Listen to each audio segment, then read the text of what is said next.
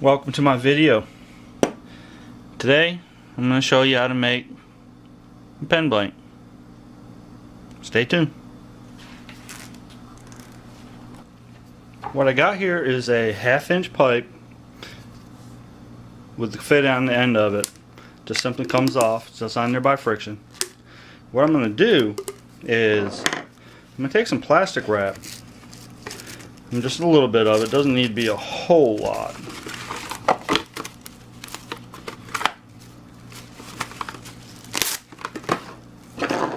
Take the cap off. What I like to do is double it up. Let's double this up.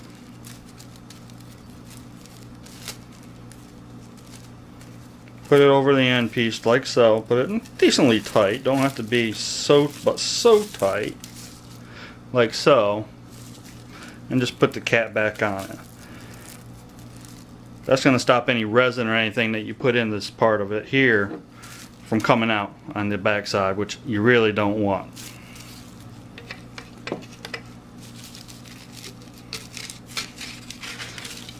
I went ahead and made myself a nice little holder for it. Keeps everything nice and up straight for you for when you pour. Set that off to the side for a minute, and what we're going to do here now is we're actually going to pour some polyester resin. There are several types of resin we use, but I am using the polyester resin that you can get. I ordered mine online. You can get it at places like Hobby Lobby and Michael's and stuff like that. But I'm going to do a 4 color pour and see how it comes out. For right now, what I need to do is go ahead and get me a couple of Dixie cups, maybe a good 4 of them, and then we'll go on from there. I got me some Dixie cups.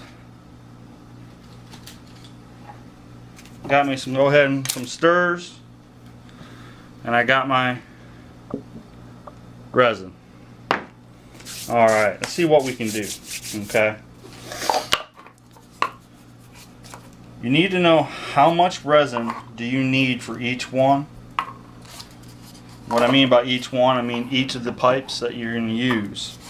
I know for a fact that one of these is way more than what I'm actually going to need.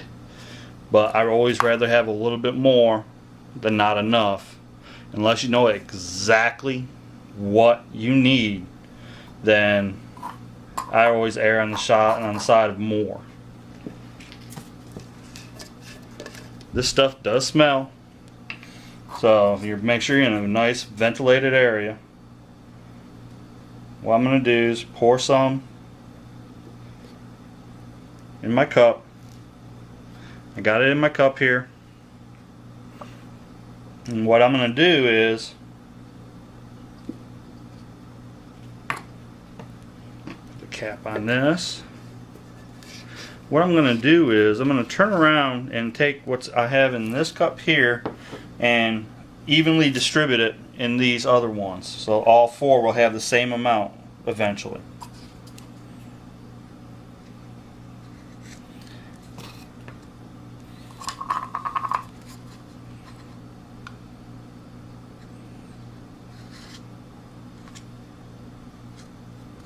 Probably should have put some gloves on when using this stuff. That's alright. We'll get it straight.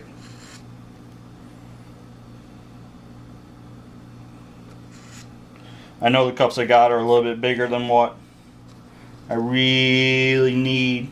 This one's got a little more into it than these here.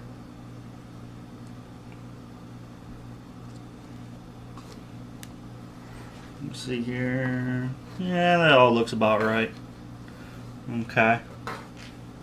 What I'm going to do is find my end here to my paper towels. I'm going to wipe off my thumb there. Wipe off the little bit I spilled.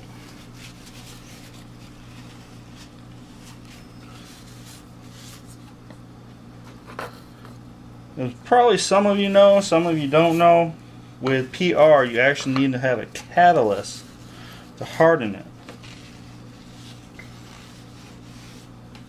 and it usually goes by ounces or by volume, I should say. So read your instructions, make sure you're whatever one you're using the correct amount. I'm actually going to put some gloves on for this part.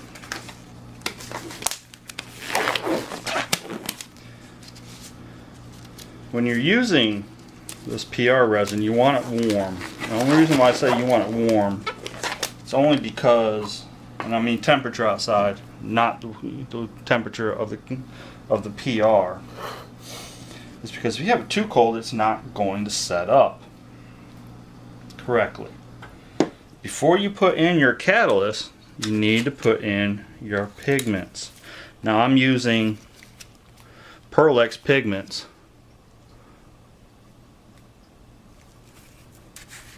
I find that they have worked the best for me, but you can use any type of pigment that you wish.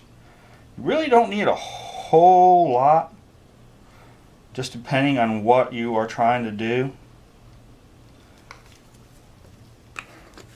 And you really don't want to mix the colors. What I mean by that is you don't want to mix your stirring stick that you have.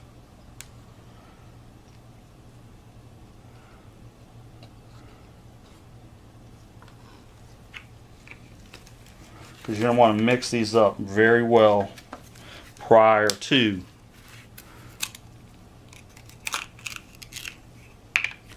And that's the reason why you want to make sure you got gloves on, or you're going to be turning into a Smurf.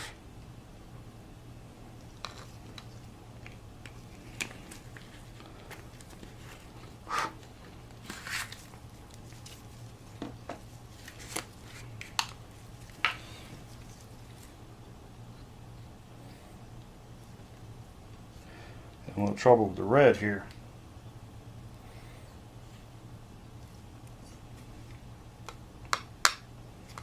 Alright. Alright.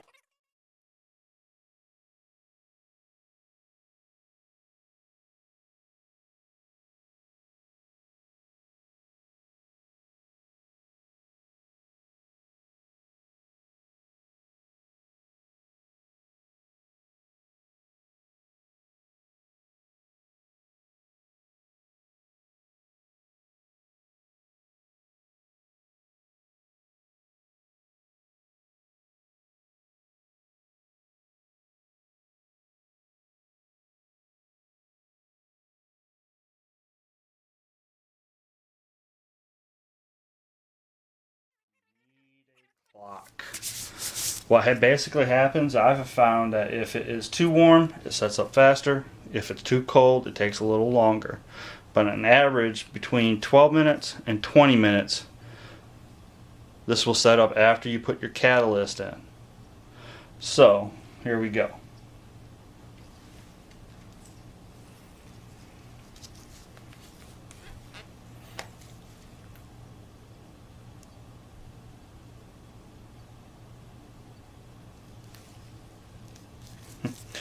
Helps if you have the stopper off.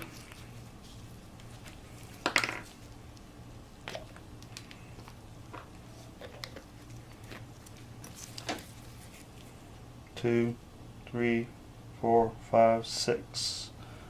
1, 2, 3, 4, 5, 6. 1, 2, 3, 4, 5, and 6. 1, 2, 3, 4, 5, and 6. Should do just fine for each one.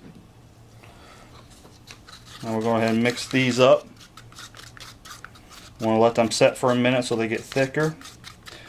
As they get thicker, they have a less tendency to want to combine and mix. So they actually, when you pour your mold, the colors stay separate from each other. So that way, later on when we turn this on the lathe, your colors will actually come out separate instead of making a new color. So let's see what we got here. I'm going to go ahead and turn the camera off now. I'm going to let these set up for a little while and I'll be back shortly.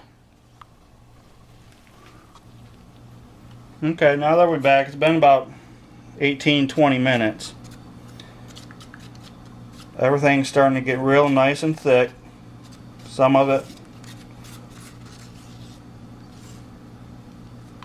might still be a little runny, but we're going to go ahead and pour it anyway. I think it'll turn out just fine. You have to be careful of each one of these, simply because if you don't, some of them actually may just set up right in the cup you got. Alright, I'm going to bring this over here.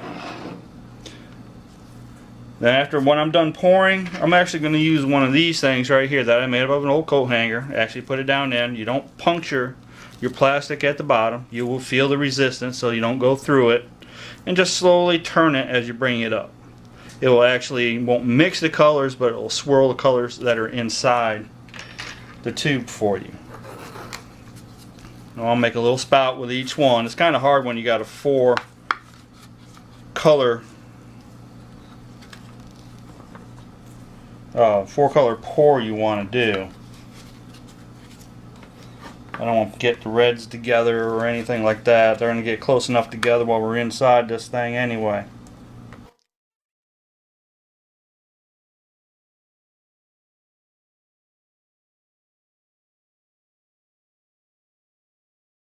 Great. And this is my little pour cup over here that I pour my extras into.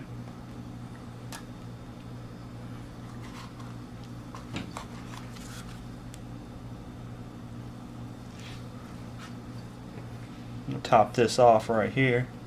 Yeah, I did get a little bit down on the side, but that's alright.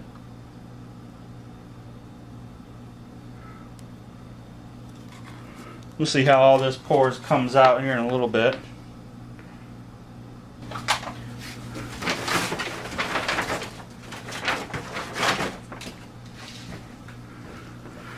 Because when I put this in, it's actually going to bubble up out and over. That's alright though.